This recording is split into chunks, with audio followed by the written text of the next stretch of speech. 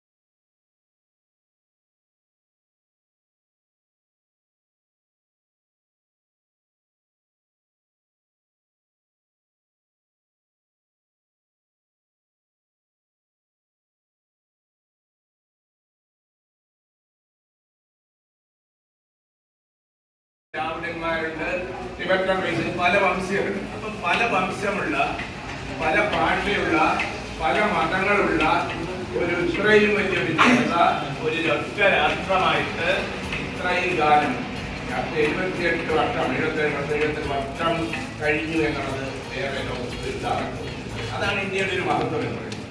നമുക്ക് സ്വാതന്ത്ര്യം കിട്ടുന്ന സമയത്ത് നമ്മളൊക്കെ എഴുതാനും വായിക്കാനും അറിയാവുന്നവരുടെ എണ്ണം എന്ന് പറയുന്നത് കേരളത്തിലല്ലാത്ത മുഴുവൻ ആളുകളും എഴുതാനും വായിക്കാനും നമ്മൾ പട്ടിണിയുള്ള ബംഗാൾ പട്ടിണി മാറാമെന്നൊക്കെ പറഞ്ഞ് സ്വാതന്ത്ര്യം കിട്ടുന്നതിന് മുമ്പ് നമ്മുടെ ആളുകൾ വളരെ ആയിരക്കണക്കിന് 10,000-കണക്കിന് ആളുകൾ പട്ടിണി കൊണ്ട് മരിച്ചു. പണ്ട് ആളുകളുടെ ആവറേജ് 50 വയസ്സ് താഴെയായിരുന്നു, 40 വയസ്സായിരുന്നു ആളുകൾ ജീവിച്ചു.